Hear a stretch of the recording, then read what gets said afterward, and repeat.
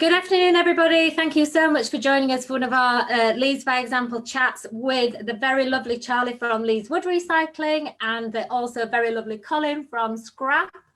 I'm sure a lot of you maybe already have heard of them.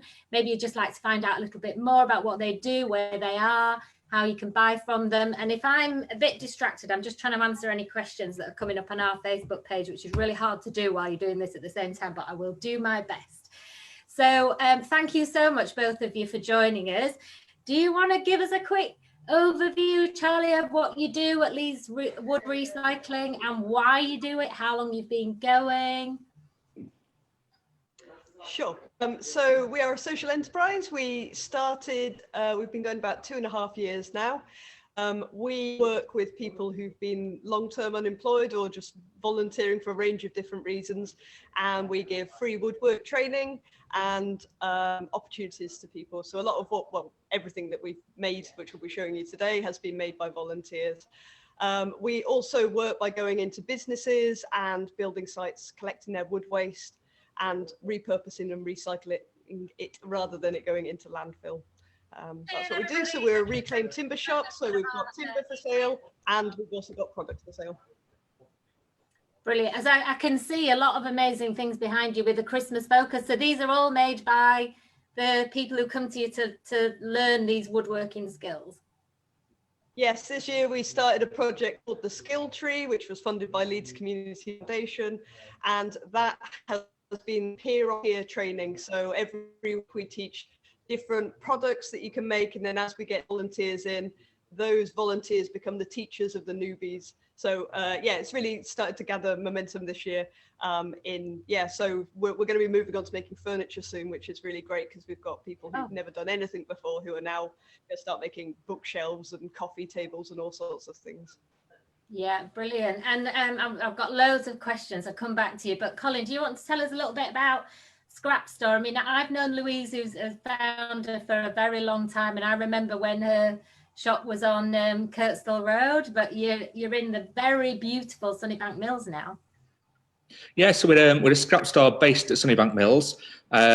We are basically we're a shop that diverts salvaged art and play materials. So it's things that would have gone to landfill.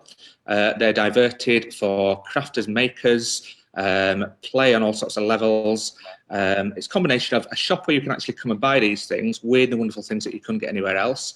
And then we also do scrap sheds where we go out to schools, we install a shed, a play shed, and we fill it with all sorts of just odd things for the children to play with, weird and wonderful things, again, that they'll never have seen before, or things they might recognise, but that becomes something new in their world. And it's all unprescribed, it's children decide what they want things to be. Likewise in the shop, it's things that were intended for one purpose that often go on and have a whole new life. And so where does it come from, all your stuff? It's a network. It's years of networking. Like I say, you mentioned Louise Lucas, who's our founder, our boss. She set the company back up in 2007, and she was working in a sort of a play environment where she recognised the need for these sort of resources that didn't exist. Also recognised how much was going to waste. So it's been years and years of just spreading the word, us approaching people. We've got a donations manager who actually just rings around companies to see what they've got. But it's often word of mouth. It's often once you've found a good contact, a good resource, you'll find that maybe it's the factory foreman or someone like that, or even the MD. He'll have like-minded friends. And if people believe in what we do, they're really good at kind of telling the people they know, where does your waste go? You need to get in touch with Scrap. And it's just, it kind of snowballs. The more people you know, the more resources you discover. And do you take anything and everything, or do you have to be sort of quite selective about what people want to give you? That's part of the art of it. So it's the whole team of staff, whether you're working in the shop, whether you're working on donations, whether you're doing the collections. It's knowing what can safely be reused. So again, we're talking makers, crafters, artists, schools, nurseries, community groups, those sort of organisations. But you've got to think, can something be safely kind of released, as it were, back into that creative or play world? It's not to have sharp corners, it's not to be able to hurt anyone. But that's part of the eye. That's where we just know. It's a very quick yes or no. We'll recognise things, but also it's that recognising something for not what it was. So it's seeing a cable reel, a giant cable reel. Is it a classroom table? You turn it on its side. Is it a community planter? Something like that.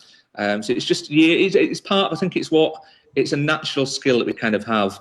And we often refer to ourselves as reimagineers, and we see something and we see all of the potential it has to be something new out there. Yeah, and I think that's the amazing shop. I remember when I used to come to Louise's old shop, and you kind of it's like being a kid in a sweet shop, and you see something, you oh, that's amazing, and oh, that's amazing. But do you help people put those things together? If you're not naturally a creative person, is there some guidance about what you might do with all of this stuff? Yeah, again, that's part of, I mean, certainly part of my job. I'm one of the scrap store coordinators, so I'm sort of the face that you see behind the till when you come in. And there's a few of us where that's part of our job. It's a big part of our job. Some people come in and have got a very wild imagination, and they'll see things and they'll think that's going to become so-and-so. Whereas some people come in and they've just got an idea, especially sort of Christmas, Halloween, certain types of year, where they've got a very rough brief.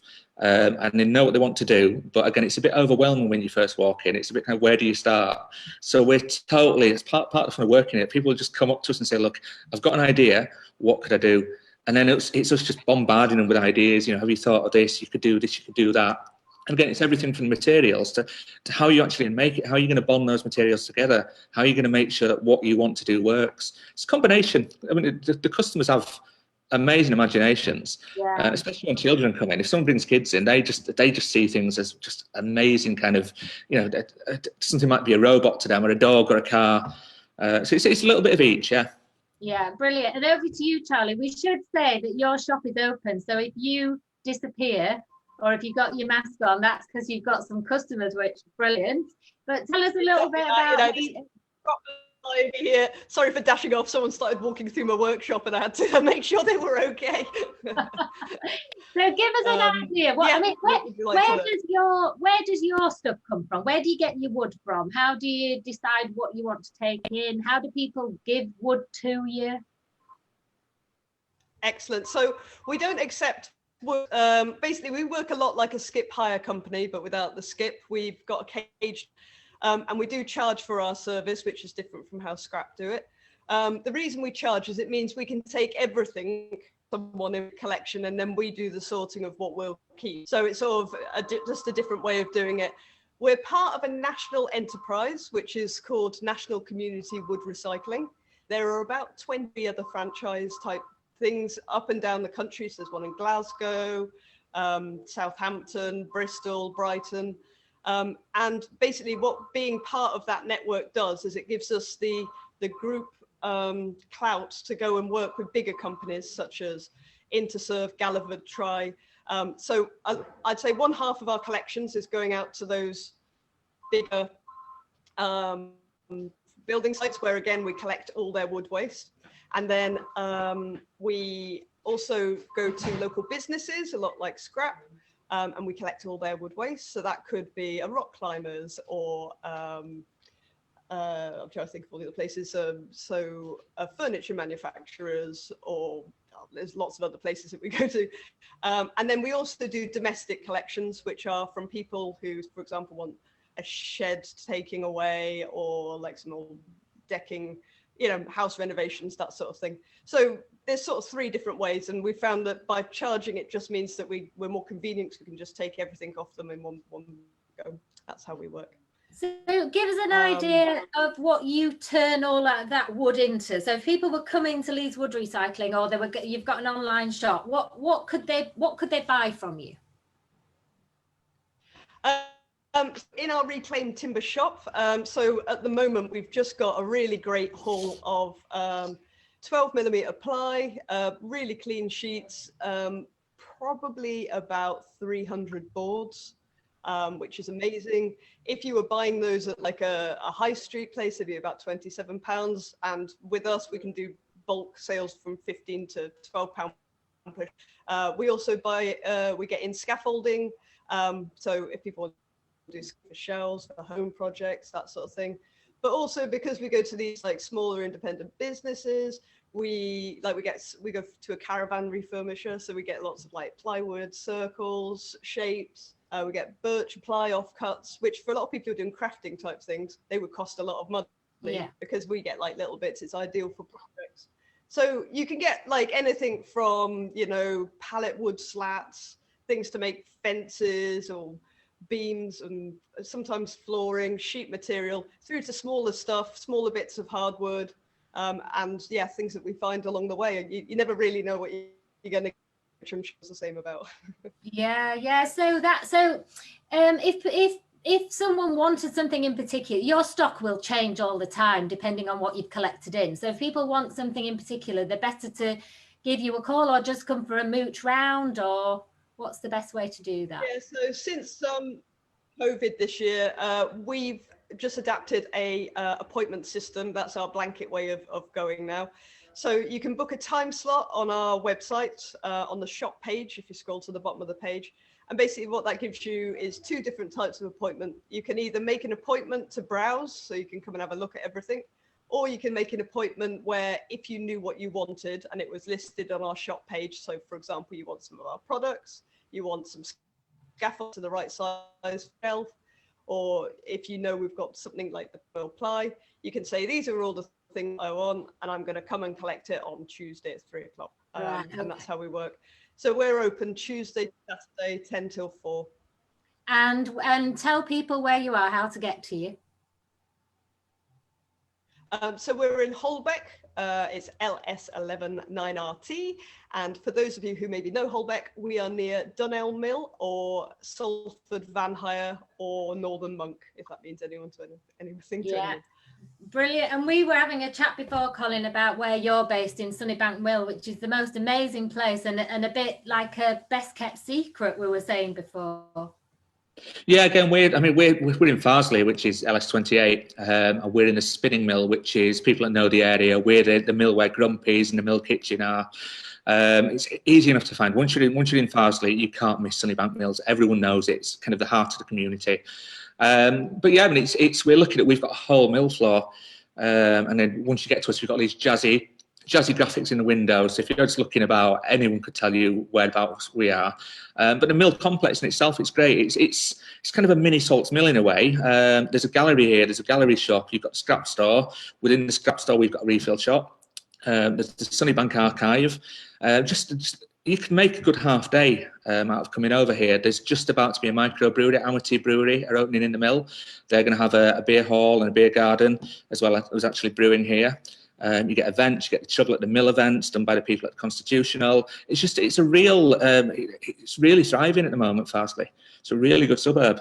Yeah, that's amazing. So there's a lot to see. People come, like you said about your sort of magical treasure trove of scrap is just behind a wooden door. People wouldn't realise necessarily what's behind it. So not only do they get that and they can come and see you, but Sunnybank Mill is actually, it's a bit of a destination. You can spend a lot of time there mooching around all the other things they've got to offer.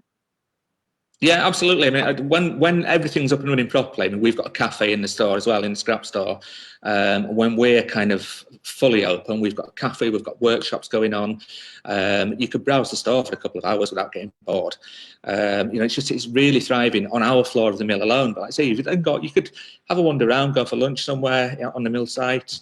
Let's say go and see the gallery, see one of the latest exhibitions, which are always amazing. Different shops, different places. It's a good little escape from town. The good thing being we are 4 miles out of Leeds city centre. It takes 20 minutes to drive here. There's loads of parking once you get here on site, which is nice compared to the city centre. And it's just worth, let's say it's the best kept secret. We've got thousands of customers, but every day people come in the shop and they also say, we never knew you existed, or we never knew what a scrap store was. And it's worth just, when it's safe to do so, when we can all go out again, just allow a morning or an afternoon to head over this way and come and see what we do and come and see what's here. Yeah, brilliant. And I can see behind you, Charlotte, there's lovely, that you've got lots of Christmassy things. So it's not just scaffolding planks and things and big sheets of wood that people are buying from you. It's these beautifully made gifts and things that could maybe for the garden. Yeah, indeed.